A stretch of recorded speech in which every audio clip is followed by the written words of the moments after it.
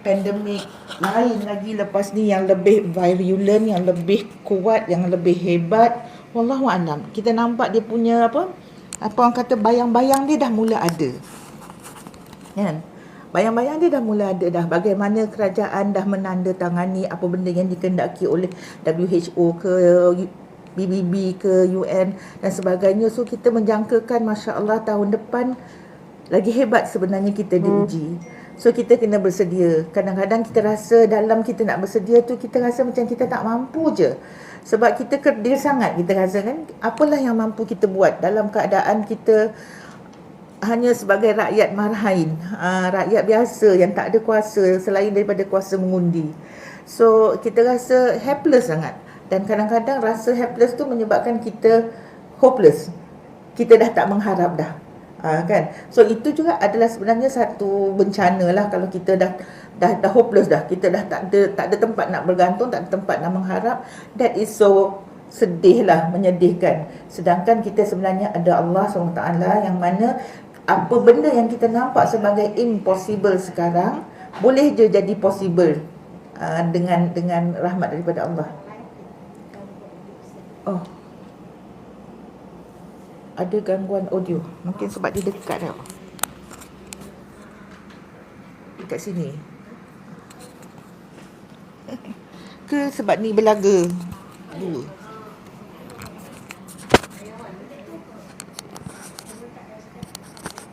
So satu kena sini, satu kena sana. Okey ya. Okey, insya-Allah. Jadi itulah maknanya, selalulah lazimkan diri kita untuk sentiasa mengucapkan syukur kepada Allah. Lain Kak Min. Oh ya ke? Ada gangguan audio. Tak, maaf ya. Masih ada gangguan ke?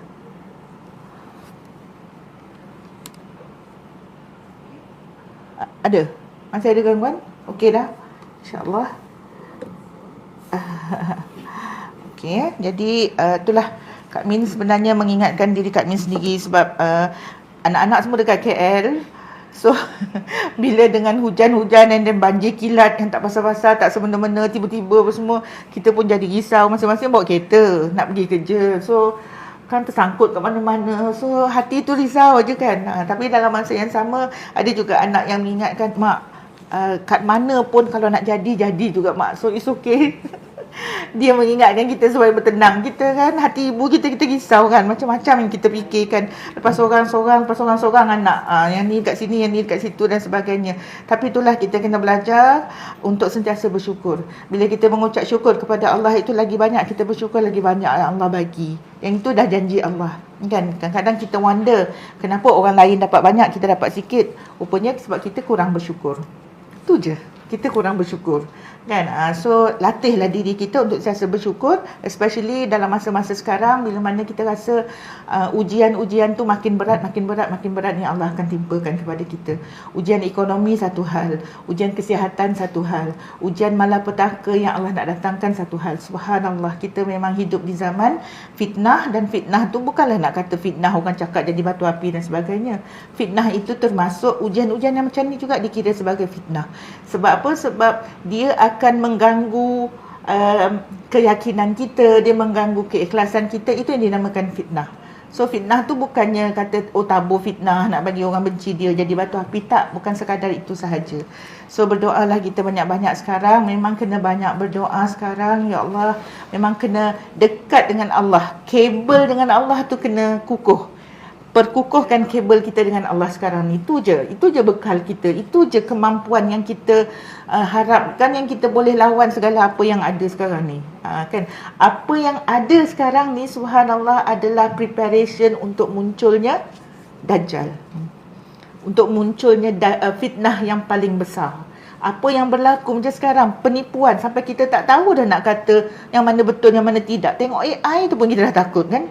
Ini betul ke tidak? Ini betul. Semua tu adalah preparation untuk kita, untuk datang penipuan yang paling besar sekali tu. So tak tahu nak kata macam mana kan. Bila fikir-fikir balik rasa macam syukur umur kita dah senja Kak Ju. kan. Tapi bila tengok muka anak cucu macam macam mana dengan korang besok, kan, sampaikan tak apalah kalau tak ada anak lagi. Sampai kita duk rasa macam tu tau, rasa macam seriau sangat, bimbang sangat, kan. So itulah dia benda yang akan kita hadapi sekarang. Okey, sekarang ni kita masuk kepada surah Ad-Dukhan yang bermaksud kabut, jerebu ataupun asap. Mengandungi 59 ayat dan merupakan surah Makkiyah. Surah ini dinamakan Ad-Dukhan yang bermaksud jerebu ataupun asap kerana ayat-ayat dalam surah ini menimbulkan rasa takut kepada orang yang tidak beriman apabila mereka dihukum dengan kebuluran dan kemarau yang teruk disebabkan ketidaktaatan dan ketidakpercayaan mereka terhadap Rasulullah sallallahu alaihi wasallam. Kadang-kadang bila kita fikir balik, kita ni kenapa kita takut waktu malam? Sebab kita susah nak nampak waktu malam. Sebab gelap. Kan, kalau siang ni dia kurang sikit nak rasa takut sebab kita nampak apa yang bakal kita jumpa kat depan, apa yang ada keliling kita, kita nampak, jadi kurang sikit rasa takut. Bila benda tu kita tak nampak, kita mula kata apa tu, kan. So begitu juga dengan dalam terang-terang ni, dalam cerah-cerah siang-siang ni, apabila diselubungi dengan asap, apabila diselubungi dengan kabut, dengan jerebu, kita mula bimbang. Tak usah kata apalah, semalam pun bila jalan dekat highway kan, tiba-tiba dekat satu tempat, sekarang ni musim hujan dia macam tu, kan. Sampai-sampai satu tempat tu punya lebat hujan, sampai visibility tu memang sangat susah. Lepas tu keluar daripada sekejap je, hujan tu pun dia macam lalu je, kan. Kalau kita kat Kuantan pun hujan beria sangat, lepas tu dia lalu sekejap. So dalam masa visibility kita sangat rendah dekat atas highway tu kan, bimbang, kan. Sebab kita tak nampak, yang kita nampak yang benda yang dekat ni. So mula datang rasa bimbang. So ini dia surah Ad-Dukhan ini, bila dia kata asap datang menyelubungi, menutupi pandangan apa semua tu, dia memberi rasa bimbang dalam diri manusia, terutama kalau dalam surah ni dia tujukan kepada orang-orang yang tidak beriman. Itulah sebab kita pun kena boleh orang kata muhasabah, boleh reflect diri kita. Takut kita tu takut kepada apa? Takut yang macam mana? Kalau kita rasa takut seram sebagai manusia biasa yang normal tu tak apa, and then kita pujuk diri kita, well it's okay, kita ada Allah. Tak apa, alhamdulillah. Samalah juga macam apa keadaan sekalipun, kan, kita rasa kita tak berdaya, tapi kita tak apa, alhamdulillah kita ada Allah. Kita bayangkan orang-orang yang tidak beriman, yang tidak percaya kepada Allah tu, dia punya ketakutan itu memang ketakutan yang real lah. Ketakutan yang tak boleh nak dipujuk lagi dah. Tak boleh nak di cover-cover dah, kan. Surah Ad-Dukhan ni menceritakan tentang suasana perasaan tu bila diselimuti dengan kabut, dengan asap, sehingga kita tak dapat nak melihat. Maknanya bila dah ditutupi pandangan tu, kita rasa cuak, rasa cuak. Tu yang penting, rasa cuak perkataan dia. Okey, Allah SWT menurunkan azab kepada mereka dengan menghantar azab yang begitu tebal sehingga menyebabkan mereka hampir mati. Kita pun Allah uji dengan jerebu yang sikit aja, dulu pun kita dah risau. Batuk dah terkokol-kokol beria dah, kan. Tambah-tambah sekarang lepas kita dapat vaksin COVID, lagi pusing sikit aja dah lagi bertambah sakit sebenarnya. Lagi mudah sakit pula dah sekarang ni, kan. Subhanallah, tak tahulah macam mana. Apakah yang sebenarnya yang Allah sediakan kepada kita, kan. Memang terasa macam tu. Mula-mula dulu kita rasa bila divaksin kita makin sihat. Rupanya lepas vaksin tu, pantang silap sikit aja turai tumbang. Kan. Jadi itulah dia maknanya, dalam sejerebu yang masih lagi kita nampak, yang tak berapa nak tebal pun kita dah risau, macam-macam sakit ada, macam-macam sakit datang, dan kita susah hati. Apatah lagi apabila tiba-tiba Allah datangkan jerebu ataupun asap ataupun kabut yang tebal, yang betul-betul menutupi. Kita bayangkan kalau ada sandstorm dekat gurun-gurun pasir tu pun, kita tengok pun dah seriau, kan. Kita tengok pun dah kejut, kan. Bila datangnya ribut pasir tu, kan tak nampak. Masuk kat dalam tu, kita lebih seronok duduk dalam kereta supaya mata kita tak diganggu dengan pasir. Tapi kita duduk dalam keadaan gelap, walaupun dia warna kuning, tapi sebab kita tak nampak apa-apa, kan. So itu dia suasana yang nak dibawa dalam surah ni. Bila bila tiba-tiba Allah datangkan satu ujian dengan asap, dengan kabut yang tebal, dan rasa ketakutan yang bersangatan itu memang timbul dalam hati dan jiwa orang-orang yang tidak beriman, yang tidak percaya kepada Allah SWT. So bagi kita, kalau kita rasa takut yang melampau tu, kita kena pujuk hati kita, kita orang yang beriman, kita percaya kepada Allah dan kita ada Allah. So sentiasa ingatkan diri kita yang itulah kan. Mereka diselamatkan hanya dengan rahmat Allah SWT yang memakbulkan doa Rasulullah SAW untuk menyelamatkan mereka. Okey, Kak Min rasa Kak Min cerita sikitlah tentang macam mana asbabun nuzul dia pun, asbabun nuzul dia jugalah kat sini ya. Dia kata kat sini, ad-duhan itu sendiri disebut pada ayat yang ke-10 ya. Kita baca maksud mafhum ayat yang ke-10 itu. Oleh itu, tunggulah wahai Muhammad semasa langit membawa asap kemarau yang jelas nyata yang menyebabkan kebuluran yang dahsyat. Ayat yang ke-11, yang akan menimpa seluruh keadaan manusia dalam kurungan yang kafir sehingga mereka akan berkata ini adalah azab yang sungguh menyakitkan. Maknanya yang akan keluar daripada mulut mereka adalah daripada mulut orang kafir ni, baru masa tu dia sedar okey, ini adalah azab yang menyakitkan.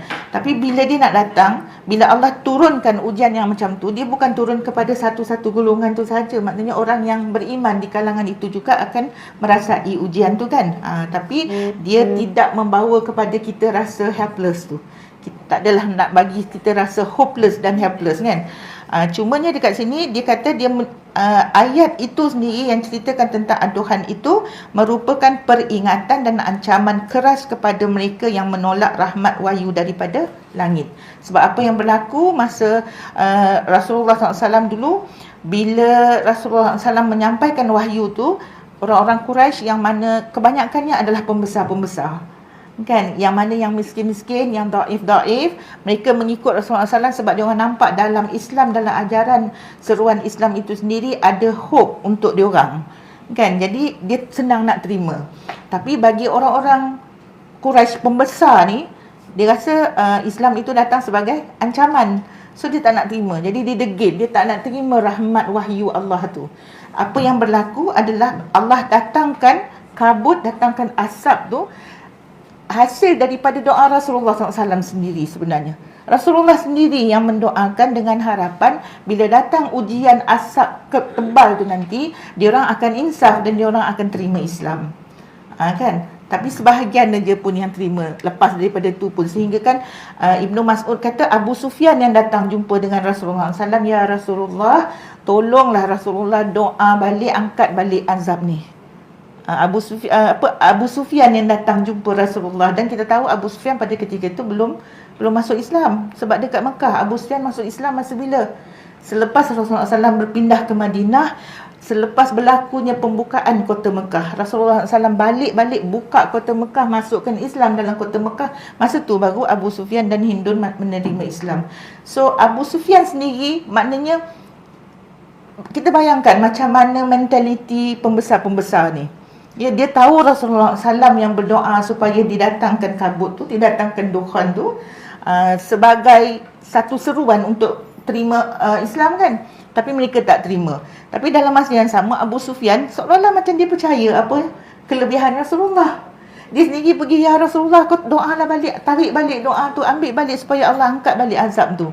Dia percaya dengan kelebihan Rasulullah, dia percaya dengan kelebihan doa Rasulullah, tapi dia tak percaya kepada mesej yang Rasulullah SAW bawa.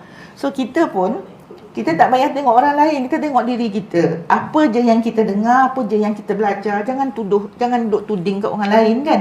Kita cek diri kita. Sebab apa, kita kena ada cita-cita untuk menjadi lebih baik daripada semalam. Diri kita ni, tak payah nak tengok orang lain kan. Tengok diri kita supaya diri kita makin baik, makin baik, makin baik. Dia compare diri kita dengan diri kita sendiri. So lagi, orang kata lagi murni lah, lagi ikhlas lah niat kita. Kalau kita belajar sebab kita nak compare orang, nak tengok orang, nak label orang, silap-silap ikhlas ke laut kan.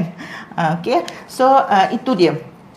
Jadi dekat sini dia bagi tahu juga relation di antara kalau sebelum ni kan surah Az-Zukhruf. Ingat tak surah Az-Zukhruf? Apa makna surah Az-Zukhruf? perhiasan kan.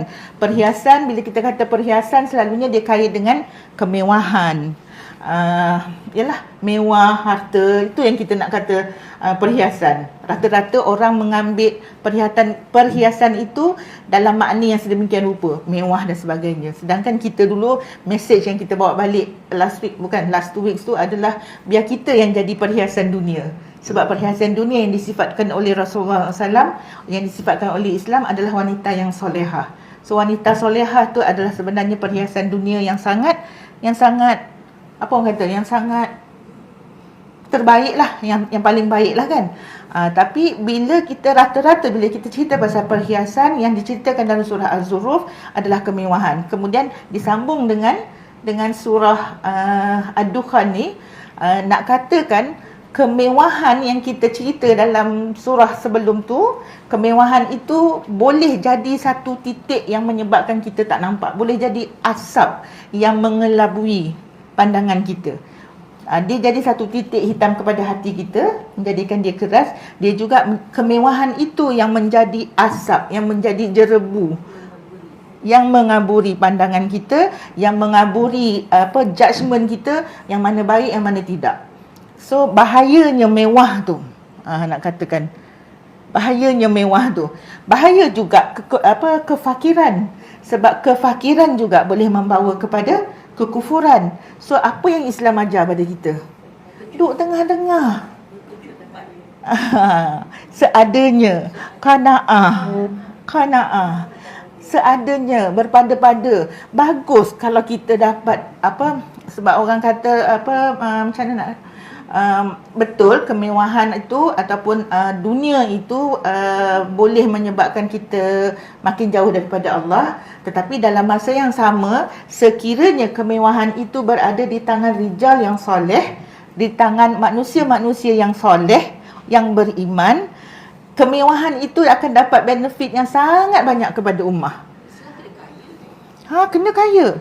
Jangan bila dengar macam ni, bila kata kita kena ambil jalan tengah, kita tak payahlah nak kerja beria-beria dah.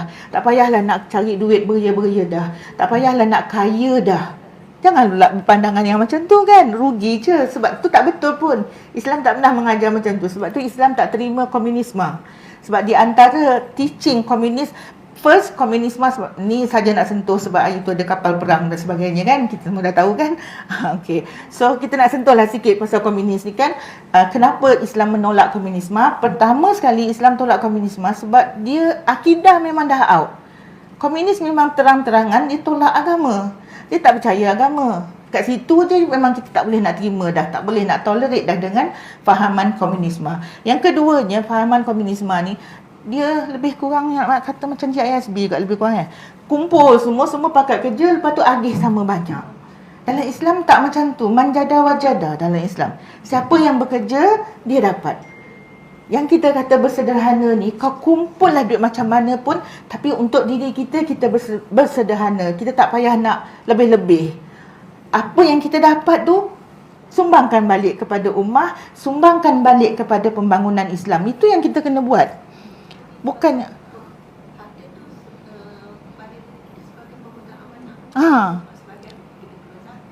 ya betul. Ada hak orang lain dalam diri kita. Setengah orang dia kata, betul lah saya dah bayar zakat. So tak ada so it's okay lah. Betul lah, alhamdulillah bayar zakat. Itu the minimum lah. The minimum requirement dengan harta you. Tapi tak ke kita rasa lebih baik lagi bila kita tengok macam mana orang-orang ataupun pejuang-pejuang Taghut, pejuang-pejuang Taghut. Nampak macam cerita pasal pejuang Islam, tapi dia Taghut kan. Mereka yang beraya nak menyebarluaskan kefahaman salah mereka, kefahaman yang bukan Islam ni. Macam mana mereka menyumbang? Kita tengok dalam Christianity itself lah, macam mana dia orang sanggup keluarkan duit. So kalau dia orang sanggup keluar, sanggup berkorban demi perjuangan mereka yang salah, dan kita pula, kita yakin dengan kefahaman kita yakin dengan akidah itikad kita, tapi kita tak nak keluar untuk perjuangan. Sebab ramai je lagi orang Islam yang susah. Ramai je lagi orang Islam yang duduk dalam kefakiran yang mungkin membawa kepada kekufuran. So kita kena balance kat situ lah. Bila kata bersederhana, tak bermaksud kita tak payah cari duit dah. Tak bermaksud dah cukup lah kita duduk atas tikar sejadah je. Tak. Kita kena cari juga duit, kita kena berusaha untuk jadi kaya, tapi kaya tu bukan untuk diri kita. Itu maksud sederhana. Bersederhana tu pada kita. Baru-baru ni sajalah pergi jalan kan, bawa Amar sebab nak hantar dia nak kerja kat KL. Sajalah dah lalu, dah duduk kat Nilai, pergilah dekat mana, apa nama tu? Mitsui outlet benda semua tu lah. Sebelum tu dekat Johor ada kenduri kat Johor, so pergilah juga dekat outlet ni saja je, tak beli pun. Sebab bila tengok balik tu dengan harga dia, subhanallah, macam tak masuk akal.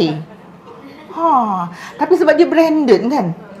Tengok singlet kot, singlet aje sampai 299. Kau nak pakai singlet 299 pahal. Lepas tu dalam hati tu kan duk tertanya-tanya, apa perasaan dia agaknya pakai singlet.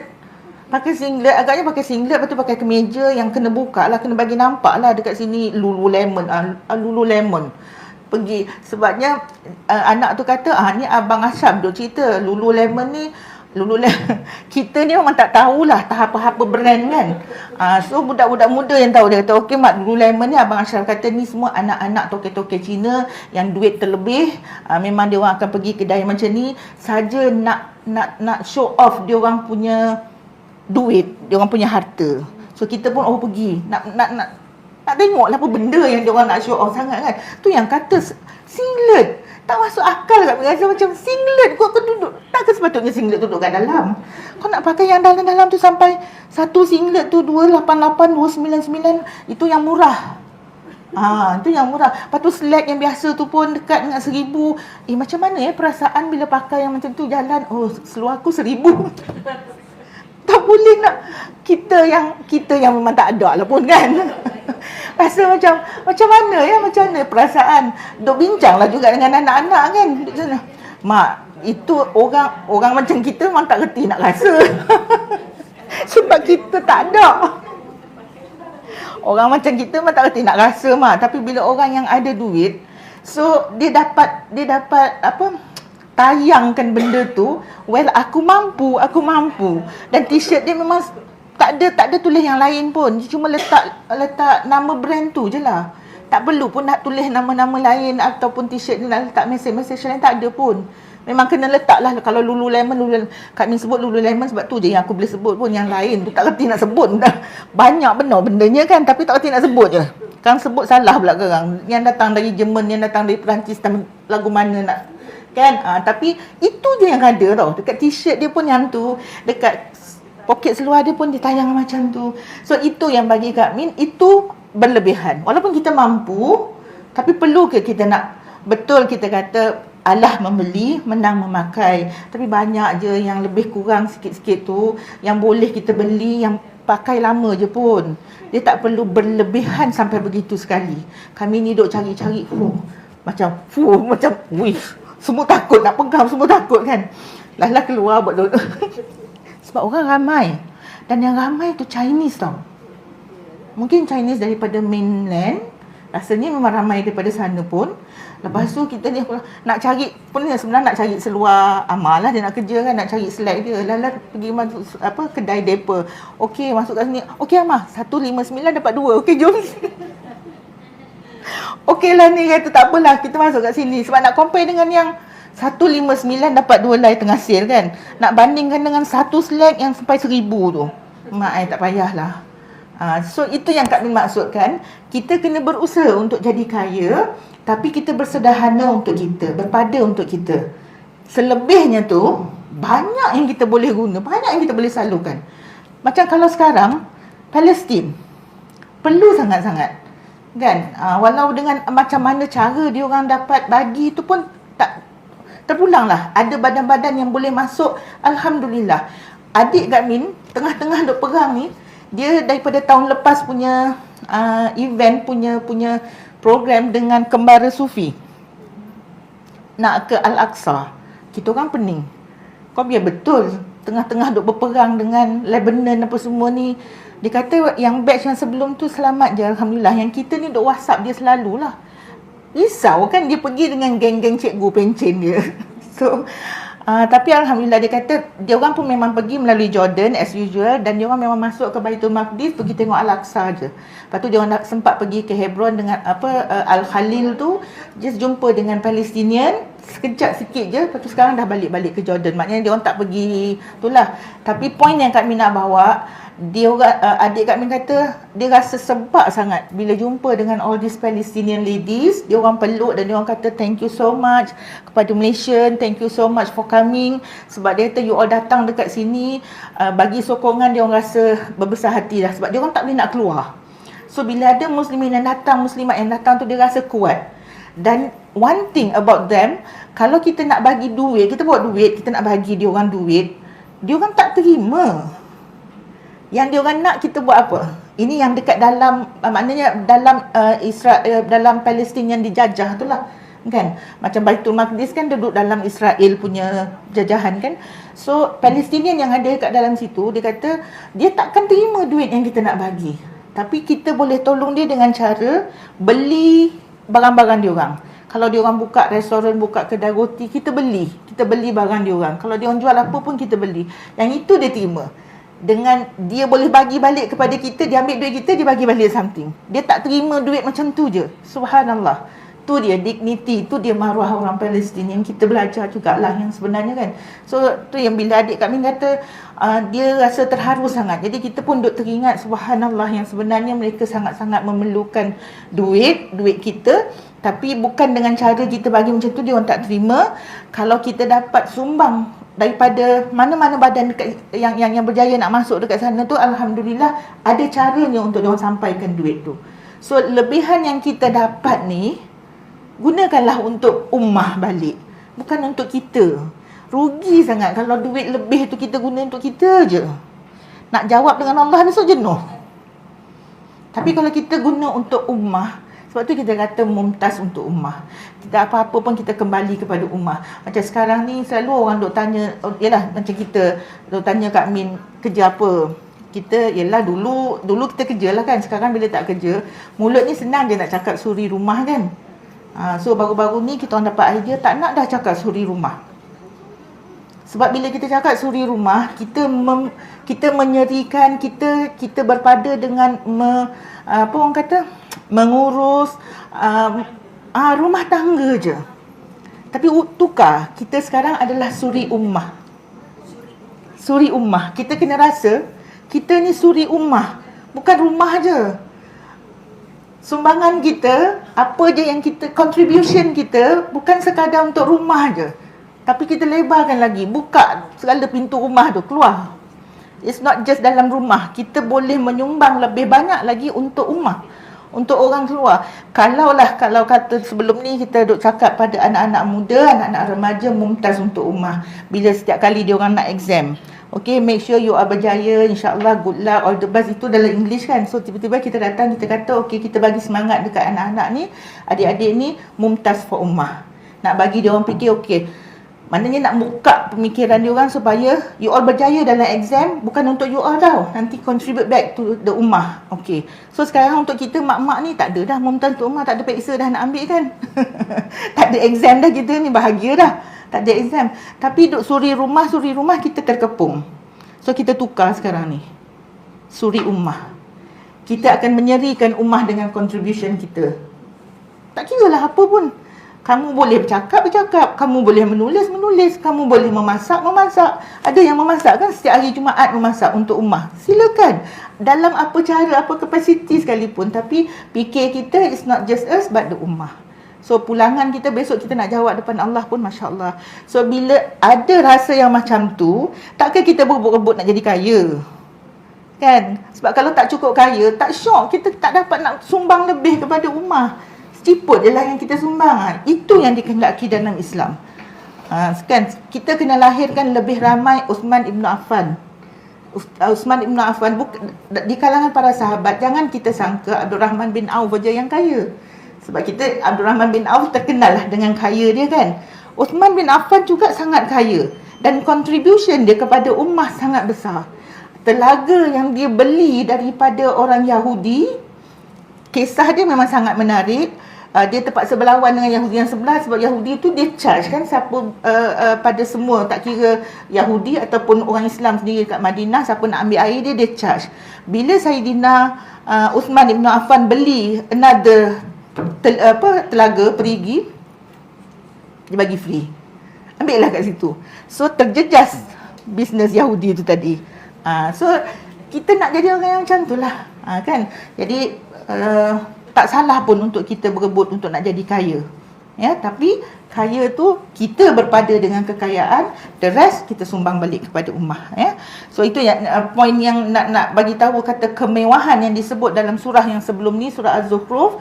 Kalau kita tak berhati-hati, tak careful dekat situ, dia akan jadi asap, akan jadi kabut, akan jadi jerebu yang menyelubungi pandangan kita, pemikiran kita, untuk kita bezakan antara yang betul ataupun tidak, yang iman ataupun tauhid, kan, dan sebagainya. Jadi dia turun, surah ini, ayat ini turun selepas kemarau dahsyat yang sama macam kemarau di Mesir pada zaman Nabi Yusuf. Kita tahu cerita tu kan, cerita dalam surah Nabi Yusuf, macam mana bila Nabi Yusuf bermimpi, dia suruh kita bekal, dia suruh, maknanya mimpi dia tu bila ditakwilkan, suruh bersedia untuk menghadapi kemarau tu, dan kemarau tu akhirnya berlaku dengan sangat dahsyat. Tapi amazingly, hikmah daripada tu, dia orang dapat jumpa balik dengan keluarga dia. Nabi Yusuf dapat jumpa dengan keluarga dia, sebab dia orang datang ke Mesir nak minta bantuan dan sebagainya. Akhirnya disatukan keluarga Nabi Yusuf dan sebagainya lah. So kemarau dahsyat itu terjadi di Mekah, didoakan oleh Rasulullah SAW dengan harapan Quraisy boleh percaya kepada dia. Tetapi Ibnu Mas'ud kata, sampaikan Abu Sufyan tu lah yang kami kata tadi, ya, sampaikan Abu Sufyan sendiri datang. Ibrah daripada sirah ni, sebelum kita pergi kepada ibrah tu, kami rasa kita sambung je lagi dengan apa yang diperkatakan dekat sini. Tahukah anda apakah yang dimaksudkan dengan ad-dukhan? Makna harfiahnya adalah asap yang berwarna hitam, kan, warna hitam lah yang menyebabkan kita tak nampak lagi tebal asap tu, lagilah kurang visibility kita, kan. Peristiwa ini berlaku selepas penghijrahan Rasulullah SAW dari Mekah ke Madinah. Para ulama telah memberikan beberapa tafsiran mengenai asap ini. Orang-orang musyrikin Mekah telah ditimpa kemarau panjang yang teruk sehinggalah udara menjadi berhabuk. Kekeringan yang melampau telah menyebabkan debu-debu menjadi semakin buruk sehingga persekitarannya dipenuhi asap tebal. Orang-orang musyrikin Mekah begitu lapar sehinggalah langit kelihatan penuh dengan asap. Pendapat yang lain menyatakan bahawa asap tebal merupakan salah satu tanda hari kiamat, Yaumul Qiyamah. Ada pendapat turut mengatakan bahawa asap merujuk kepada keadaan di akhirat dan bukannya di dunia ini. So kita pergi pula kepada apa yang dihuraikan oleh Said Qutb dalam Fizilal dia. Said Qutb kata ada dua pendapat. Said Qutb sendiri yang cerita dalam Fizilal dia memang ada dua pendapat. Satu yang mengatakan kemarau ni lah, dan kemarau yang dikatakan ni, yang macam kami baca tadi tu, kemarau yang berlaku dalam masa selepas Badar. Maknanya bila selepas peperangan Badar, dia dah hijrah lah, Rasulullah SAW dah hijrah dah. Ada yang mengatakan yang itu, bermakna ujian kemarau tu mungkin dah banyak kali berlaku, kan. So ada yang kata, ada setengah-setengah ulama yang mengatakan ad-dukhan ini bermaksud yang itu. Maknanya benda tu sudah berlaku, dah selesai dah. Tapi ada juga pendapat ulama yang lain yang kata ad-dukhan yang dimaksudkan dalam surah ini termasuklah, maknanya ialah asap yang bakal berlaku sebelum kiamat nanti. Dia adalah merupakan di antara petanda-petanda makin dekatnya kita dengan kiamat. Jadi kata Said Qutb, dia lebih cenderung memilih pendapat Ibnu Mas'ud. Ibnu Mas'ud kalau tak silap Kak Min, dia lebih cenderung menerima pendapat yang kata itu adalah sebahagian daripada tanda akan berlakunya kiamat, ad-dukhan dalam surah ni. Tapi pengajaran dia memang sangat luas. Pengajaran dia, kita nak katakan itulah dia, asap itu dia akan tutup penglihatan kita sehingga kita susah nak buat any penilaian, any evaluation. So bila kita susah nak evaluate betul ke tak betul ke, kita akan main redah aja. Dan dia akan kembali balik kepada nak redah tu, kalau ada ilmu kita selamat. Tapi kalau tak ada ilmu, kita memang ikut redah ajalah. Kan, sebab apa? Sebab ilmu tu macam lampu. Kan, ilmu tu macam lampu, dia suluh. So kita tahu nak pergi kiri ke kanan ke, nak terus ke, Kena ada ilmu. So kalau tak ada ilmu, kita akan redah ikut arus je. Dan arus tu kalau kita nak tengok zaman kita sekarang, arus mana yang paling kuat? Arus Islam ke? Arus non-Islam lah, arus Tauhid lah, arus liberal lah. Kalau sekarang ni arus liberal lah. Apa yang ada dalam liberal tu macam-macam ada kot. Pluralismenya dalam tu, sekularismenya dalam tu, hedonismenya dalam tu. Benda yang kat Mindo isma. Hedonisme tu apa hedonisme? Budaya hiburan yang melampau. Bukan tak boleh nak berhibur. Ya? Konsert-konsert macam-macam lah. Hedonisme tu adalah budaya hiburan yang melampau. Maknanya Islam tak larang pun untuk kita berhibur. Bagi siapa-siapa yang dah pernah tengok cerita Eturul contohnya, Cik Wah dah pernah tengok kan, ada tak syair-syair, nasyid-nasyid yang dia sebelum pergi perang ada qasidah-qasidah dia ada. Tu ya. So nak katakan, kalau kata kita nak cerita pasal zaman sahabat dulu, kadang-kadang kita rasa benda tu jauh. So kita ambil apa yang berlaku yang dekat sikit. Okey, yang berlaku dalam cerita Eturul tu, dia menggambarkan suasana sebelum Uthmaniyah naik. Kan kita ada zaman khalifah daripada Rasulullah SAW dah selesai, kemudian Khulafa Ar-Rasyidin. Selesai Khulafa Ar-Rasyidin, 4 orang khalifah tu, dia dah berpindah kepada Bani Umayyah. Khalifah daripada Bani Umayyah, Khalifah Umayyah. Kan? Lepas Umayyah, Abbasiyah. Lepas Abbasiyah, masa Abbasiyah kita naik cukup tinggi. Dalam masa Abbasiyah tengah duk naik tinggi itulah tiba-tiba kita jatuh. Kita naik sikit, kita jatuh semula. Dan sekarang ni kita rasa macam graf tu makin jatuh. Silap-silap dia jatuh lebih daripada zero lagi. Kita dah pergi kepada negatif dah. Kita dah balik kepada zaman jahiliah Rasulullah dulu. Kan? So jadi bila kita sebut tentang waktu kebangkitan Uthmaniyah tu dalam cerita Eturul tu, dia memang dia muatkan dekat situ qasidah-qasidah yang berjenis lah. Bukanlah qasidah, bukanlah dengan lirik-lirik yang bukan-bukan tu, tak. Tapi perlu kepada hiburan. Memang perlu manusia ni. Kalau tak ada tu, kita akan boring, kita akan penat, kita akan letih. Memang itu nature dia. Allah ciptakan manusia tu, dia unik, dia lain. Tapi dia terbaik-baik, yang sebaik-baik makhluk. Sebab dia ada dua-dua. So you kena raikan dua-dua tu. Dia ada nafsu, dia ada kat situ. Binatang tak ada nafsu. Malaikat tak ada nafsu. Binatang hanya nafsu. Kita ada dua-dua. So you kena raikan juga nafsu tu. Nafsu makan, ya makanlah. Janganlah sampai tak makan. Nafsu perlu kahwin. Jangan sampai tak kahwin. Kan? So raikan juga. Kita perlu hiburan. Berhiburlah, tapi jangan melampau. Tapi apa yang berlaku sekarang, hedonisme adalah budaya hiburan yang melampau. Sampaikan dekat universiti pun, kita nak bawa masuk hiburan. Pihak universiti buat program untuk memasukkan hiburan ke dalam universiti. Rasa-rasa perlu ke tak? PMP lah tu.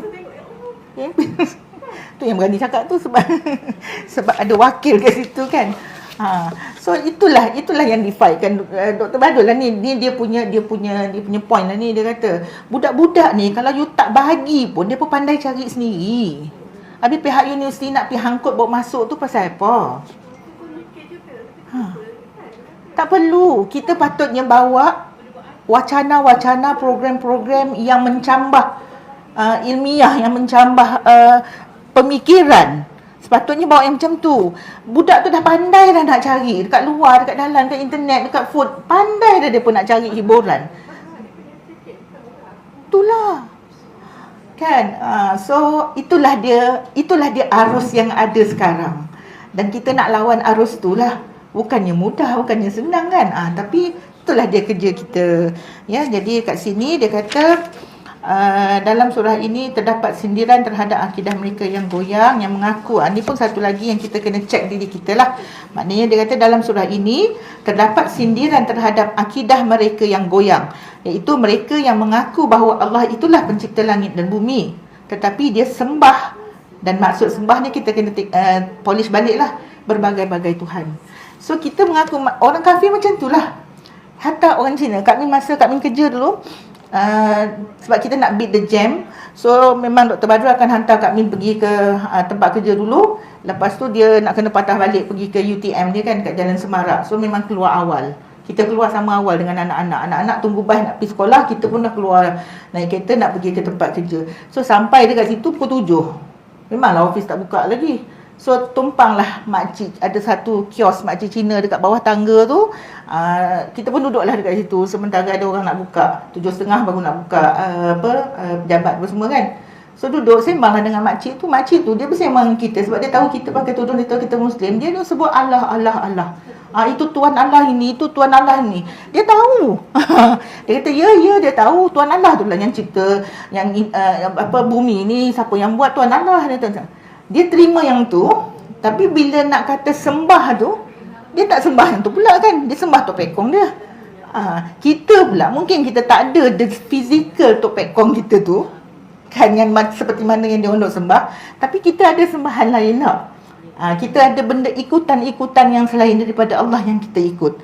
Kita mengakui bahawa Allah lah yang mencipta kita, Allah yang mencipta bumi, Allah yang mencipta langit. Tapi bila kata patut ikut cakap siapa, patut ikut hukum siapa, patut tak nak pula ambil yang Allah punya. Kan? So kita betul kita tak nampak Tok Pekong yang fizikal tu, yang kita duk ikut tu. Dia orang terang-terang dia orang ikut Tok Pekong tu, tak tahulah pasal apa dia pergi ikut Tok Pekong yang duduk kaku itu kan. Tu pun kita heran juga. Tapi bagi dia orang macam mana dia kata itu representatif daripada Tuhan dia apa semua dan sebagainya. Ada je lah argument dia orang kan. Okey. Ini menandakan hakikat ketuhanan Allah itu masih kabur dalam jiwa mereka, masih dangkal dan masih jauh daripada tahap keyakinan yang kukuh. Sebab tu kita kena bina, sebab tu kita kena cek balik keyakinan kita lah, etikad kita tu. Sebab tu akidah paling penting. Akidah paling penting. Dan apa yang dah berlaku sekarang ni, seperti mana yang kami pernah dah kongsi dulu kan, kalau you nak rosakkan agama seseorang, mana-mana agama, you straight pergi kepada akidah dia, keyakinan dia. So kalau kita nak buat dakwah kepada orang lain pun, keyakinan dia tu kita touch. Keyakinan dia tu kita cuba persoalkan supaya dia mula goyang dan dia boleh terima yang kita punya. So kita pun kalau keyakinan kita dah mula goyang terhadap akidah sebenarnya, percaya kepada Allah, makrifat kita tak kenal Allah, susah. Kan? So dekat situ kita kena pay attention lah. Jadi dia kata disebut juga perihal hidup dan mati, kedua-duanya adalah kuasa mutlak Allah dan berbagai bentuk dan keajaiban dalam soal hidup dan mati itu akan mencubit, akan mengocak, merangsangkan hati manusia, menjentik rasa mahu bersedia dalam menyambut kedatangannya. Kedatangan apa? Ni ada diceritakan dalam surah ni jugalah tentang soal hidup dan mati. So betul kan, sebab tu kita diminta ya, Rasulullah SAW sendiri bagi tahu kalau ada kematian, ziarah. Sebab hikmah dia terlalu besar. Hikmah yang tersembunyi itu terlalu besar. Hikmah yang dijanjikan oleh Rasulullah SAW, dia kata bagi mereka yang datang mengiringi jenazah itu sampai maknanya sembahyangkan jenazah tu, kita dapat satu pahala. Satu pahala yang special lah untuk that kind of amal. Dan kalau kita mengiringi jenazah itu sehingga ke kubur, kita dapat 2 pahala. Sampai macam tu sekali. Sebab setiap kali bila kita ziarah jenazah, ziarah kematian, hati kita tak tersentuh ke? Hati kita rasa macam mana? Adakah hati kita rasa, dia mati, aku tak mati? Hati kita rasa macam tu ke? Kalau hati kita duk rasa macam tu je sokmo, mungkin dulu ya kita rasa macam tu. Tapi makin lama takut. Bila dah kerap sangat kita ikut orang dan kerap dah majlis ilmu yang kita ikut apa semua, akhirnya bila setiap kali kita tengok jenazah, kita tengok macam mana tak berdayanya jenazah tu, apa yang kita fikir? Kita duk terbayang jenazah tu adalah kita.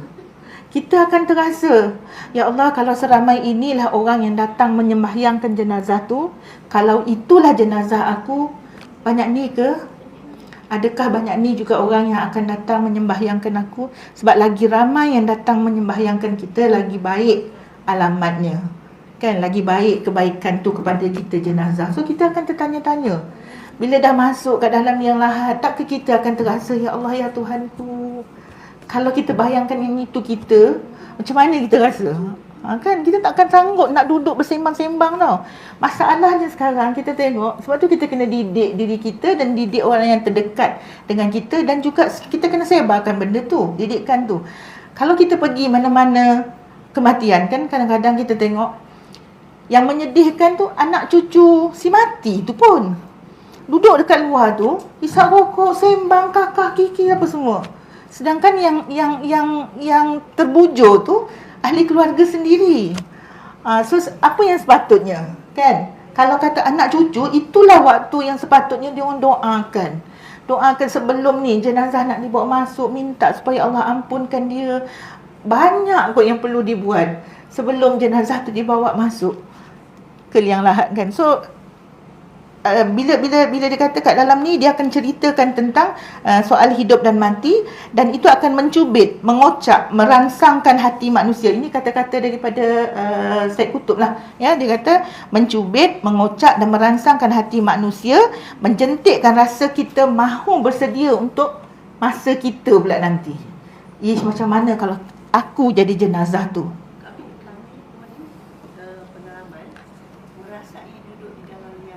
Wah. Dalam suasana yang Gelap. Dalam 3 minit. Mula-mula saya masuk seorang, tapi biar ada teman jadi masuk 2 orang, jadi kami 4 orang dalam tu. 7 kali 2 baru lagi. Dan dia akan tutup. Pengalamannya sikit je saya kongsi. Dia macam kita sekarang, kita tutup mata, kita akan masih lagi nampak cahaya. Dalam langsung orang kata panggil gelamat tu. Gelumat. Memang tak, Buka dengan tutup sama. Buka mata dengan tutup mata sama. Bila kita tutup masih ada sedikit cahaya. Cahaya lagi. Dalam tu memang dia Tak ada. duduk dalam tu, masuk tangga, balik tangga. Dia akan tutup atas tu, 3 minit dia duduk dalam. Saya baring dalam keranda.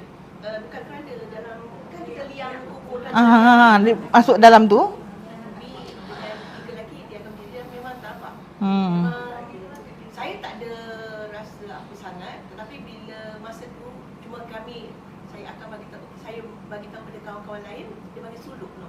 Kan saya bagi tahu pada kawan lain, jom kita berzikir semua lain lah. Tapi masa tu memang zulah juga. Masa kita berzikir tu, kita cuma fikirkan apa yang kita bayangkan dalam tu. Ular datang pedang kan. 3 minit dan kita pun semua naiklah. Yang lain tu menangis dalam tu dia kan, sebab bila kita la ilallah dia suk masuk dalam. 3 minit kan. Bila dah sampai atas, kita naik kan. Masa tu saya okey lagi dah. Tapi bila kita di rumah lepas solat baru kita rasa rupanya dia bersebelahan dengan kubur lain. Real kubur. Kubur-kubur. Oh. Dalam kawasan kubur. Dalam kawasan kubur. Namanya suluk dia. Tapi dia ikut penerimaan. Dia ikut penerimaan orang. Janganlah di dalam tu kita buat benda menjadi rezeki dia. Cuma dia nak minta kita duduk dalam tu. Sebab zaman dulu ustaz tu dia nak merasai hidup dia beruslah selama 40 hari dengan sedikit nasi untuk bawa untuk. Dia keluar cuma makan selama 40 hari dia berzikir. Dia nak merasai zuhudnya diri dia. Masa duduk dalam tu masih okey lah kita. Tapi bila kita naik, kita nampak Masya Allah, keliling tu kubur lah. Masuk tu malam ke siang? Siang lah. Oh, siang. Masa-masa pertama kubur. Saya orang yang pertama masuk, tak nampak kubur tu masuk. Nampak kubur tapi masa bila orang dia tanya, bila orang dia tanya, bukanlah suluk kan? Bila orang tu tanya, anak saudara dia lah yang punya tu, dia kata siapa nak masuk. Jadi masa-masa semua diam. Jadi saya cakap, okeylah saya nak cuba mula dulu lah. Kat mana ni? Terengganu? Tumpat. Saya pun first time tahu kan, bila masuk dalam tu, itulah bila saya keluar tu, masa tu okey lagi lah. Okey, tapi dalam tu kita bila la ilaha illallah tu kita membayangkan apa tu, ular akan datang masuk. Ya, memang saya rasa gelap, tapi gelap. Sebab dia tutup. Yelah, bila keluar masih ada rakan-rakan lagi, dia tak berapa nak rasa kan. Kita masih nampak cahaya, ada cahaya. Ha. Tapi tu memang dia tutup semua. Dia 7 kali 3 Sebab dia kecil lah, tempat kecil kan. Jadi saya Kecil kan? memang bila naik jadi orang lain pun semua akan masuk. Ikut giliran lah.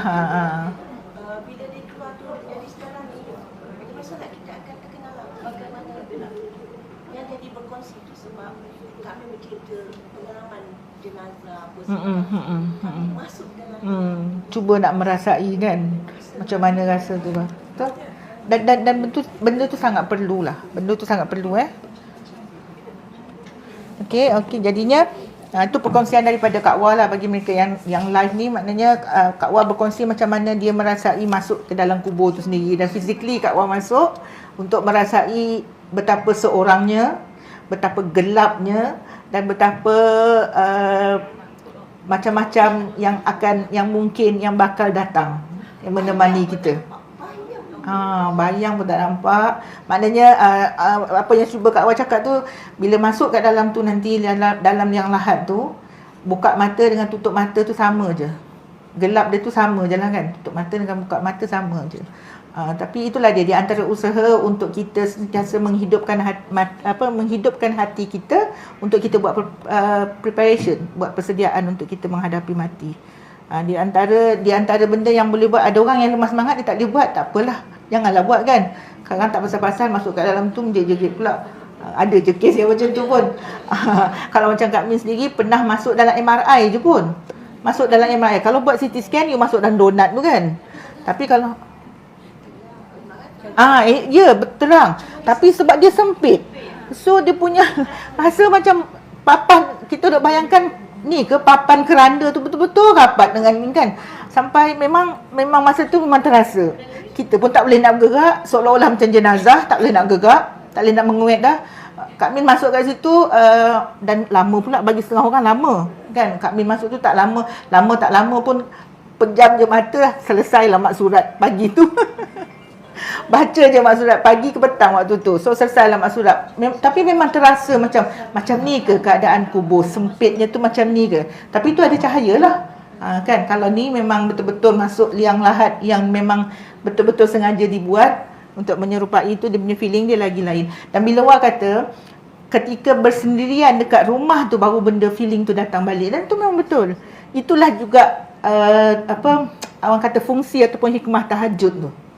Dan kita pun sepatutnya kalau kita nak bertahajud jangan duduk dengan geng-geng. Kalau ada solat yang jama'i tu ada, tapi selalunya kalau kita buat program qiyam pun dia ada qiyam fardi dan ada qiyam jama'i. Bangun seawal yang kamu boleh bangun, tapi buat fardi dulu, buat seorang-seorang dulu. Kalau kita dengan suami pun jangan buat satu bilik. Kalau boleh tak nak buat satu bilik, sebab kita nak soksek-soksek pun kita nak soksek-soksek seorang-seorang. Dia tak jadi lah ada orang dengar. Kan, kita nak bersendirian betul. So bila dah mula bersendirian tu macam-macam yang datang balik. Macam mana agaknya kita akan, dia punya feeling tu lain. Itulah dia kelebihan tahajud berbanding dengan solat-solat di waktu yang lain. Sebab tahajud tu memang kita seorang-seorang.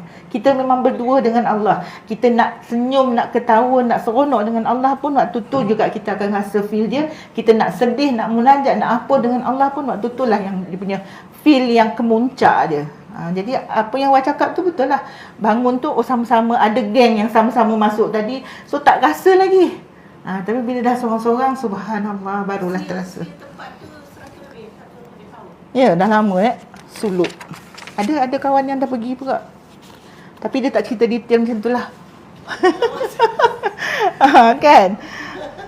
Ya, jadi okey. So tak tahulah apa Allah nak bagi pada apa yang Wah rasa bila dah balik rumah seorang-seorang tu lah yang Allah nak bagi tu. sebab bila orang tanya apa rasa, saya cuma bagi komen kata dia cuma gelap, sebab saya tak boleh nak mencerita lebih. Sebab siapa yang ada masing-masing. Betul. Masing-masing ada rasa sendiri. Ya. Baru je nak cakap. Pengalaman dia adalah pengalaman masing-masing. Tak boleh nak share Kan, apa yang kita rasa tak semestinya orang lain tu rasa. Padahal dia mengalami ataupun dia duduk dalam lubang yang sama dengan kita, kan? Tapi kita rasa lain, dia akan rasa lain. Itu masing-masing lah. Kat sini doa yang diajar ya, bila kita cerita tentang mati, bila kita mengenang tentang mati, apa dia doa yang Rasulullah SAW ajar juga, yang sepatutnya selalu kita buat. Dan memang rasanya semua kita dah biasa dengan doa tu. Ya Allah, ya Tuhanku, jadikanlah sebaik-baik umurku pada penghujungnya. Kan kita tak minta yang terbaik itu yang dekat awal-awal, yang dekat tengah-tengah. Yang terbaik itu biar di hujung sekali. Ya Allah, ya Tuhanku, jadikanlah sebaik-baik umurku pada penghujungnya, sebaik-baik amalanku pada penamatnya. Maknanya kita, Allah jemput sewaktu kita dalam beramal yang terbaik amal. Itu yang kita minta daripada Allah SWT. Kan? Dan juga kita minta kepada Allah SWT, sebaik-baik hariku adalah hari pada hari yang aku bertemu denganmu nanti. Maknanya hari yang Allah cabut nyawa kita tu, itulah hari yang terbaik kita. Walaupun banyak je kita rasa hari-hari yang sebelum tu baik dah, tapi kita nak hari itulah hari yang terbaik. Saat itulah saat kita dalam amal kebaikan itu, yang amal kebaikan yang terbaik. Banyak dah kita buat amal kebaikan, insya-Allah. Kita minta, kita doa, kita pohon supaya Allah terima amal ibadat itu. Tapi kita nak kita mati pada ketika kita sedang beramalan yang terbaik, yang paling ikhlas, yang paling syahdu, masa itulah. Dan kita nak umur kita ni habis pada penghujung dia. Kan, sebab itu kalau yang itu kita pegang, kita tak act sangat, kita tak sombong. Kan, kita tengok orang tak pakai tudung pun kita taklah terus kata dia masuk neraka. Kita tak tahu penghujung dia macam mana, penghujung kita macam mana. So dia benda tu jadi doa-doa yang macam ni, dia jadi sebagai satu insurance untuk kita. Kan, jangan confident sangat.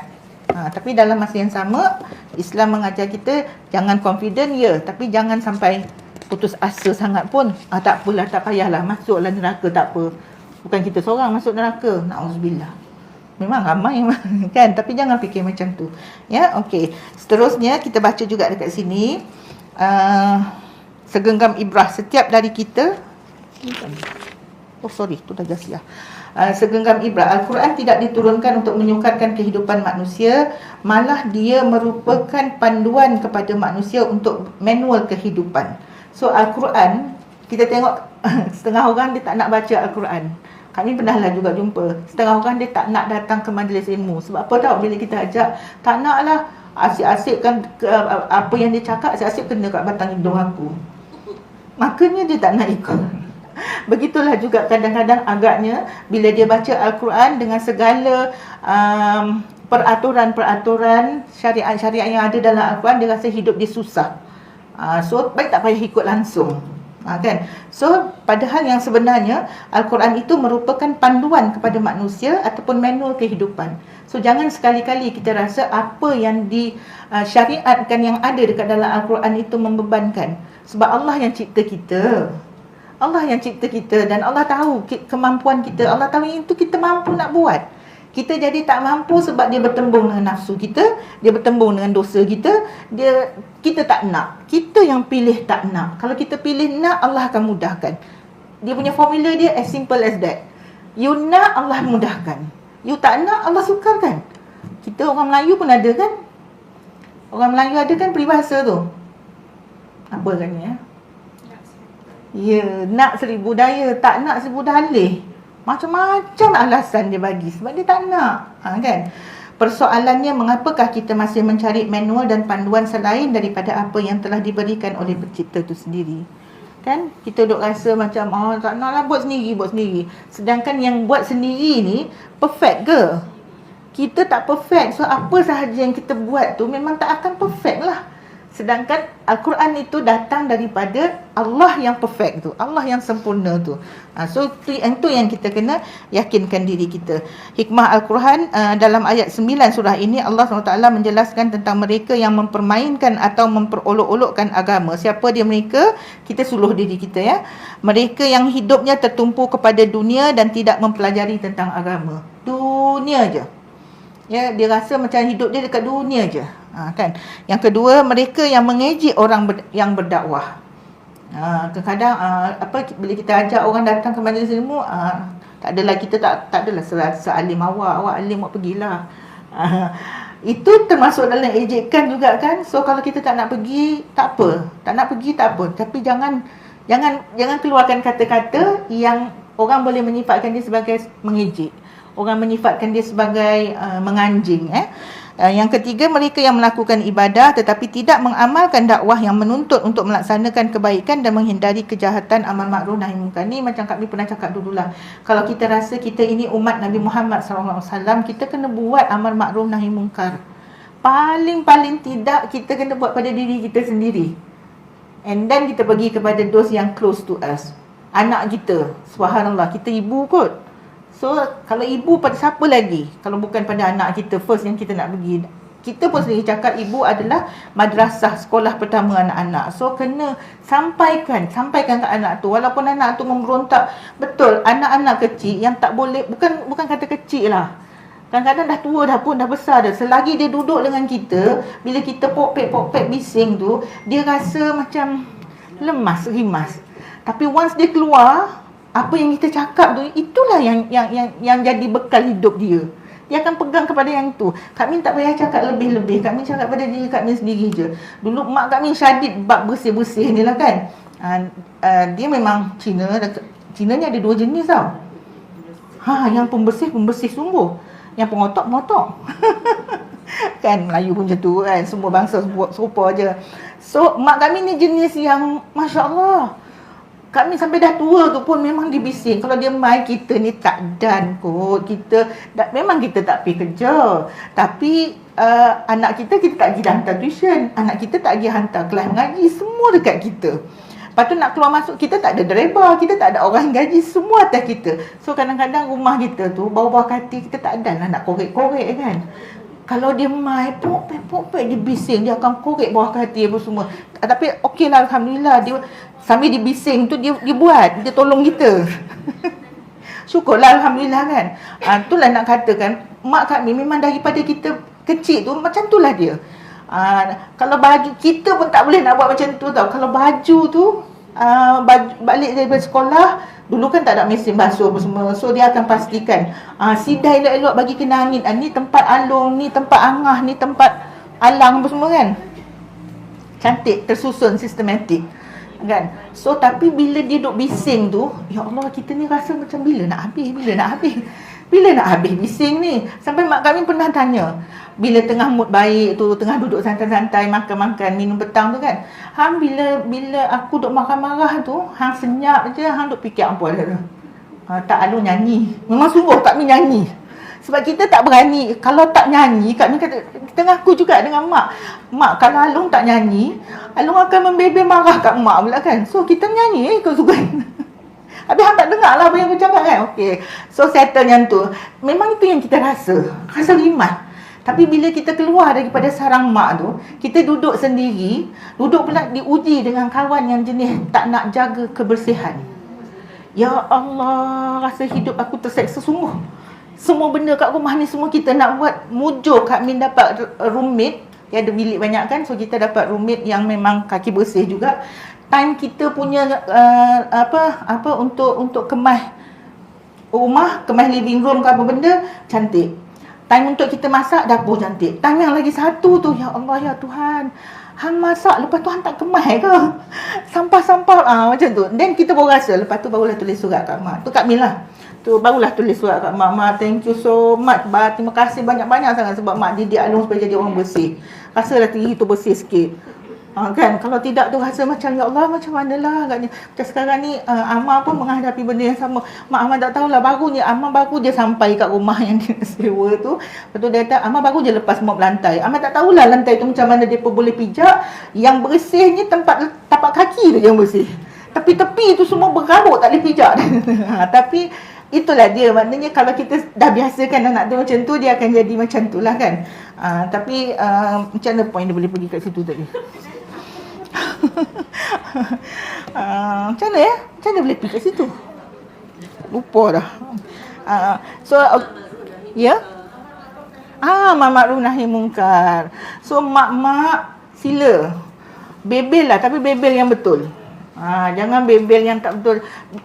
Bebel yang tak betul, contoh pun Kak Min dah pernah bagi kan. Contohnya kita balik beramai-ramai, lepas tu kasut anak-anak bersepah dekat luar tu, anak kita dah masuk kat dalam dah, yang kita duk bebel. Tapi siapa yang mendengar? Telinga kita sendiri dan pakwa kita yang baru lepas parking kereta tu. Awak duk membebel kat situ, ada anak awak dengar?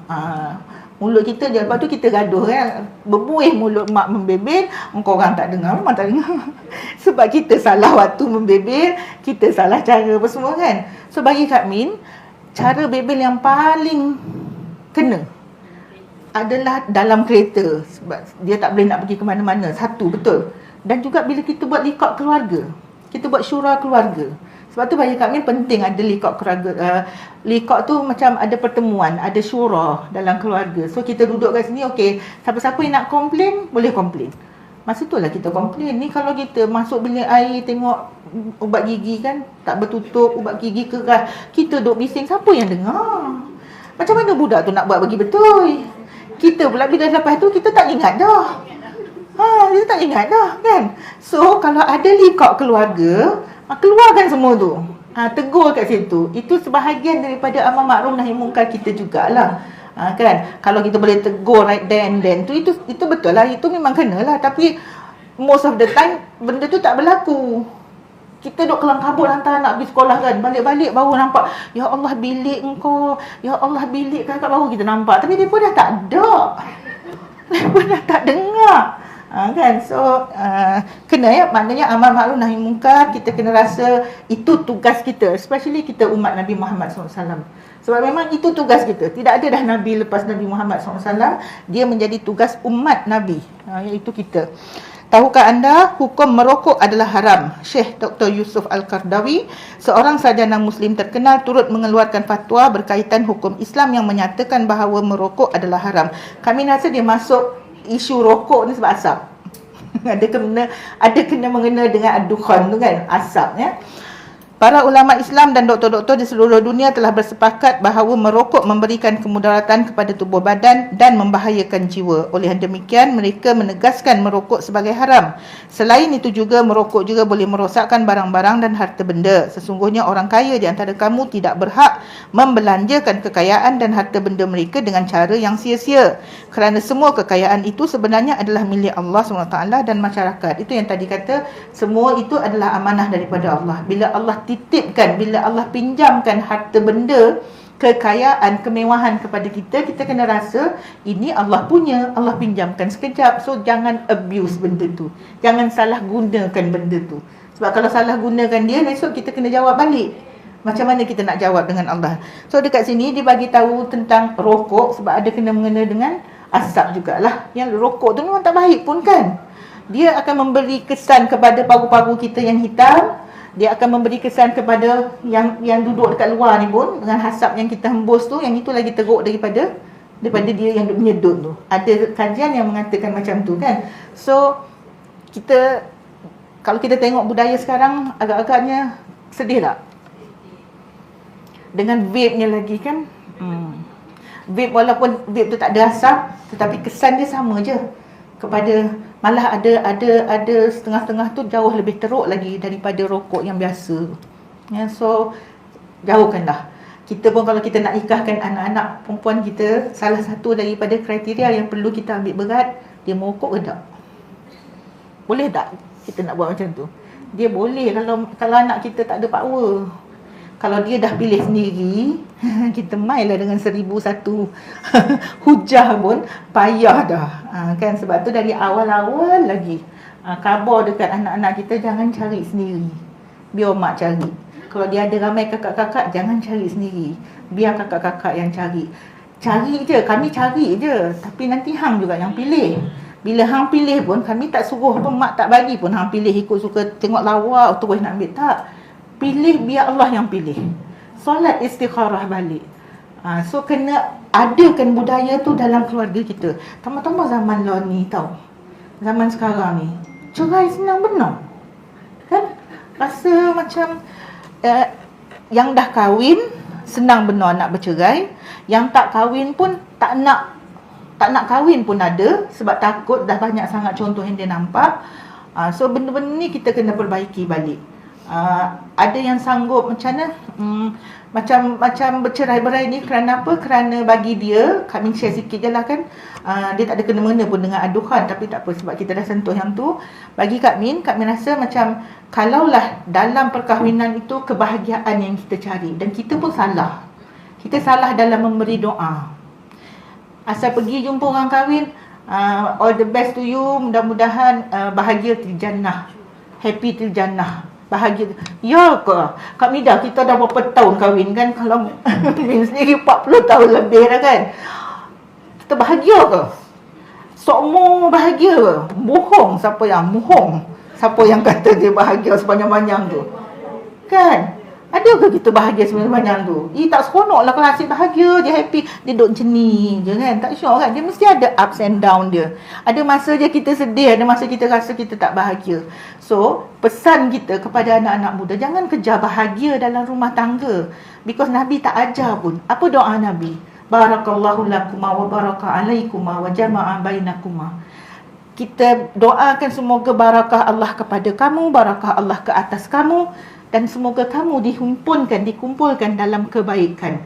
Kita kejar barakah, bukan kejar bahagia. Dapat barakah Allah, dalam tengah tak cukup pun kita bahagia. Dalam tengah sedih-sedih menangis pun hati tetap bahagia. Dia rasa remuk sekejap tu sebab nak orang pujuk je. Nak orang datang peluk kita dari belakang je.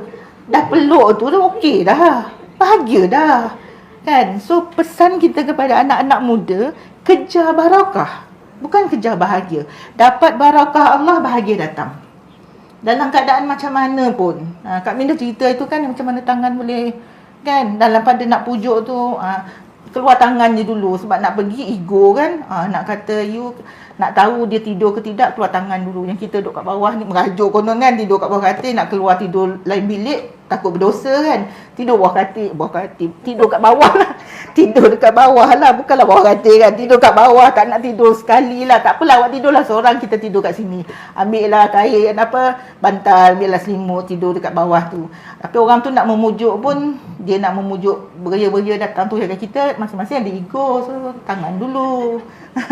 Tapi tak ke sweet tu, bila bayangkan balik, bila kenangkan balik, sudahnya ketawa sama-sama. Itulah dia rencah-rencah yang bawa kepada kebahagiaan kan. So kita pesan kepada anak-anak kita yang nak kahwin, pertama tadi cek akidah dia, cek solat dia. Itu pun satu yang penting. Pastikan bakal menantu kita adalah musalliin, adalah orang yang mengerjakan solat. Sebab solat adalah perkara pertama yang akan ditanya oleh Allah nanti. Amalan pertama yang akan ditanya. Dan ada setengah ulama yang kata amalan pertama, kami tak tahulah dia punya kesahihan dia, tapi dia masuk akal, dia logik. Yang pertama akan ditanya bagi semua manusia adalah solat. Kemudian bagi orang perempuan adalah tentang kita dengan suami kita. Mungkin juga bagi orang lelaki tentang tanggungjawab dia terhadap kita juga, wallahualam lah. Tapi itu dia.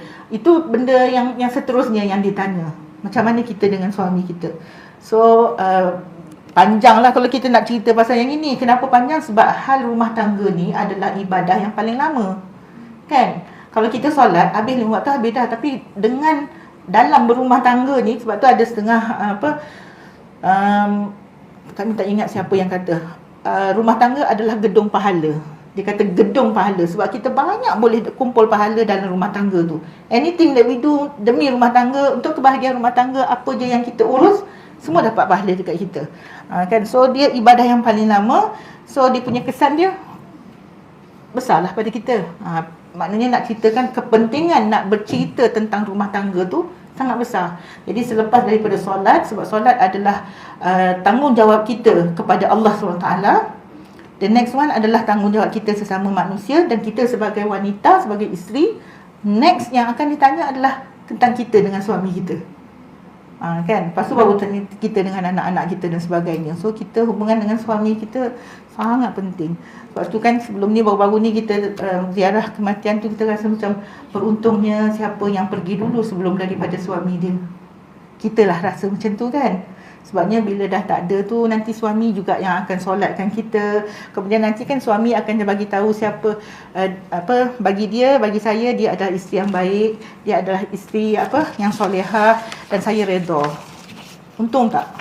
Untung. Memanglah kita pun, bagi Kak Min pun, Kak Min rasa memang dulu dah pernah cakap dengan Dr. Badrul, harap-harapnya I pergi dulu. Kenapa? Yelah, kalau I pergi you redha kan, sementara you nak ni kan uruskan jenazah kita, you redha kan. Tak apa, I redha kat you dulu kini dan selamanya. Wow. Tapi nak katakan itu dia harapan kita dapat redha suami. Jadi kita boleh bayangkanlah kalau kita pergi dulu lebih ada suami, the chances that we get redha dia tu lebih lagi daripada untuk dia pergi dulu. Di tengah-tengah kita bergaduh, na'udzubillah. Kan? So ambil orang kata apa? Ambil ibrah jugalah dekat situ. Ambil berat jugalah dekat situ hubungan kita dengan suami. Okey. So berbalik kepada aduhan tu tadi, ibrah sirah dia dekat sini dia tak kami rasa kami akan ulang apa benda je lah yang kita dah bincang tadi ya. Kita bandingkan kegelapan malam yang hitam pekat, sukar untuk kita melihat, kita hanya mampu melihat bila adanya cahaya yang mencelikkan mata. Macam tadilah Kak Wah cakap kan, Kak Wah kongsi, bila dah masuk kat dalam liang lahat tu dengan segalanya dah ditutup, memang gelap gelumat. Kan tak nampak dah. Okey. So gelap malam itu kita ibaratkan dia sebagai asap yang menutup pandangan. Kita cuba bayangkan macam tu. Dan cahaya tu yang dimaksudkan cahaya dalam kata-kata ke atas tadi adalah wahyu yang bantu untuk kita pisahkan di antara dua perkara yang berbeza. Kita pisahkan maknanya dia nak tapis manusia yang sombong daripada yang beriman. Dengan cahaya wahyu tu tadi dia akan pisahkan siapa yang beriman yang akan terima wahyu, yang akan ikut apa yang disarankan oleh wahyu. Yang tidak beriman, maknanya dia pisahkan. Cahaya itu tadi sebagai penapis yang memisahkan antara orang yang beriman dan tidak. Dan cahaya itu jugalah yang memisahkan yang hak dengan yang batil. Cahaya itulah yang menyuluh kita, yang kita nak tahu benda ni betul ke tak betul, kan? So ada dua benda. Jadi dekat sini, oleh itu hargailah wahyu Al-Quran. Hargailah Al-Quran yang Allah turunkan kepada kita itu, wahyu itu, yang menghilangkan kabut, yang menghilangkan jerebu, yang menghilangkan asap tebal tadi, sampai kita tak boleh nak lihat diri kita ni berdosa.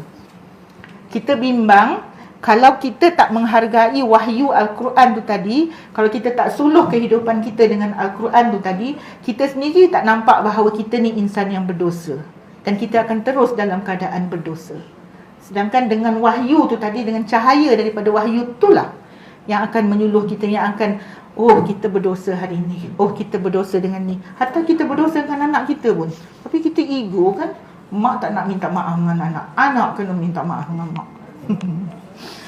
Okey, jadi amaran daripada Allah, kalau masih kita pilih untuk berdosa, selepas Allah dah bantu kita keluar daripada azab asap yang menyukarkan kita melihat perbezaan tu tadi, maka tunggulah azab yang bakal menimpa. Subhanallah. Ya. Allah dah bagi dah hidayah.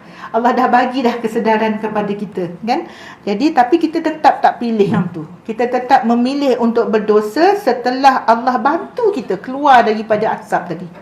Keluar daripada kabutnya. Ada benda tu tapi kita berjaya keluar dan kita berjaya nampak yang sebenar. Berjaya menampak kebenaran tu, nampak wahyu tu. Tapi kita tetap pilih untuk berdosa, maka tunggulah azab yang bakal menimpa kita. Oleh yang demikian, apa lagi doa yang diajar oleh Rasulullah SAW untuk kita mengatasi masalah ni? Kita selalu, kalau senang je kalau nak cari pun, dan kita memang baca doa tu setiap hari pun. Doa untuk kita kekal istiqamah, doa untuk kita terus istiqamah. Rabbana la tuzigh qulubana ba'da idh hadaitana wa hab lana min ladunka rahmah innaka antal wahhab. So, wahai Tuhan kami, janganlah Engkau jadikan hati kami condong kepada kesesatan setelah Engkau beri petunjuk hidayah kepada kami, ya. Dan kurniakanlah kepada kami rahmat daripada sisimu, kerana sesungguhnya Engkaulah zat yang maha pemberi, wahab, ya.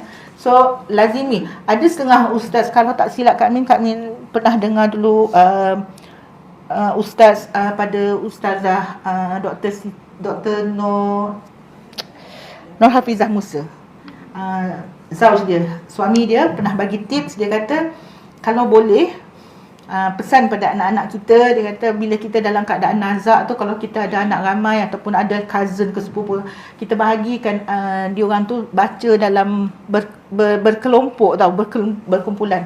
Ada satu kumpulan yang seorang yang akan duduk dekat telinga kita mengajar kita kalimah syahadah. Seorang je, jangan ramai-ramai. Kelang kabut jadinya kalau ramai-ramai, biar seorang je. Okey, yang lain tu ada yang bacakan Yasin dengan niat semoga Allah permudahkan urusan sakaratul maut kita. Dan ada juga satu kumpulan yang baca doa ni je. supaya kita tu mati dalam keadaan kita istiqamah atas jalan Allah ni. Dia duk baca doa ni, doa tu dikhususkan kepada kita lah, kepada kita yang tengah duk dalam sakarat ni. Jadi nampak tak? Yang satu baca Yasin dengan harapan supaya dengan Yasin tu dimudahkan. Jangan rasa baca Yasin tu untuk orang mati je. Bila orang sakit pun baca Yasin tu, mudah-mudahan dipermudahkan urusan dia. Kalau dah sampai masa untuk dijemput, jemput dalam keadaan baik. Kalau dia masih lagi ada peluang untuk sihat, sihatkan dia, sembuhkan dia dalam keadaan yang paling mudah, paling senang.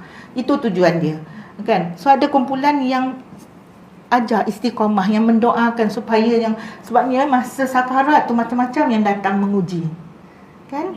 Macam-macam yang datang menguji. Kadang-kadang menyerupai ibu kita, anak kita yang kita sayang, ya. So dengan doa, so kalau ramai anak tu yang untungnya, kalau ramai anak dah boleh buat 2-3 tim. Yang satu tim 2-3 orang baca Yasin, yang satu lagi baca doa ni. Doa yang ni banyak-banyak. Wallahu a'lam lah, itu yang Kak Min faham, yang Kak Min dapat daripada Ustaz, apa nama dia, Ustaz Azhar, Dr. Azhar. Jadi Kak Min rasa benda tu sangat kena pun, ya. Memang yalah, kalaupun kita tak mampu nak buat, Kak Min cakap juga dekat anak-anak, tak tahu lah dia peringat ke tak. Kita ni dengan anak-anak ni siap pesan lagi. Kalau Kak Min lah, you all every time you all punya birthday, macam dia orang akan selalu message kat kita kan, mak thank you so much. So kami selalu pesan kat dia orang, tapi tak tahulah dia peringat ke tidak, dan kita rasa segan nak peringat selalu. Kami dah pesan kat mereka, every time bila you all punya birthday, mak tak minta apa-apa pun, mak tak minta you all punya say thanks whatsoever, tak ada. Tapi boleh tak you all sedekahkan on behalf of mak, on behalf of mak dengan abah. Every time datang birthday you sedekah on behalf of kita. Cukuplah macam tu. Tak tahulah dia peringat ke tak je. Harap-harap dia peringat. Dengan menantu pun cakap benda yang serupa juga. Sebab selalunya dia orang akan menantu taklah macam kalau birthday kita, dia orang akan wish macam tu. So bila kita ingatkan pada pasangan dia, anak kita, kita pesan juga pada menantu. You all pun dah jadi anak kita kan, menantu. Dia jadi anak kita dunia akhirat. Kalau jadi apa-apa pun dia tetap menantu kita. So pesan yang samalah. Tapi tak tahulah, itulah kata, nak ingatkan tu macam malu pula rasa. Sebabnya nak suruh dia orang sedekah untuk kita kan, harap-harap dia peringat lah kan Kak Mida kan. Tapi itulah yang Kak Min pesan lah. Mak tak minta apa-apa, tapi at least bila mak tak ada, rasa macam rumah hampa hidup lama lagi gitu. So bila mak tak ada, every time datang your birthday, ada juga orang tolong sedekah untuk mak, untuk abah kan. That's the least that you all can do lah on your birthdays. Wallahu a'lam. So itu yang Kak Min boleh kongsi lah untuk kita hari ni. Jadi pesan kita, jangan ada kabut tu, jangan sampai ada kabut, ada asap tebal, ada kegelapan di depan pandangan kita sehingga kita tak boleh nak bezakan di antara yang benar dan tidak. Sangat bahaya ya. Dia jangan cerita pasal, okey, kalau nak cerita pasal asap, pasal dukan, kita nak cerita pasal keadaan. Kita dah boleh bayangkan dah keadaan tu macam mana. Tapi yang lebih penting bagi kita sekarang, yang kat luar masih cerah lagi. Tapi pastikan cerah dekat luar tu, dia berterusan cerah dalam hati kita juga. Kita boleh pilih. Kan, wallahu a'lam. So kita tutup dululah majlis kita dengan tasbih kifarah. Subhanallahi wa bihamdihi, asyhadu an la ilaha illa anta, astaghfiruka wa atubu ilaik. Bismillahirrahmanirrahim. Wal 'asri innal insana lafi khusr illa alladziina aamanu wa 'amilus solihati wa tawassaw bil haqq wa tawassaw bis sabr. Bismillahirrahmanirrahim. Allahumma innaka ta'lamu anna hadhihi al-qulub qad jama'at ala mahabbatik wa taqat ala ta'atik wa tawahadat ala da'watik wa tawahadat ala nasrati syariatik. فواتك اللهم رابطتها وأتمتها واتها سبلها واملأها بنورك الذي لا يخطو واشرح صدورها بفيض الإيمان بك وجميل التوكل عليك وحياها بمعرفتك وأمت على شهادتك بسبيلك إنك نعم المولى ونعم النصير. صلى الله على سيدنا محمد وعلى صحبه وسلم. Alhamdulillah rabbil alamin. Amin amin. Kami mohon maaf mana-mana yang terkasar terlanjur. Okey, bismillah.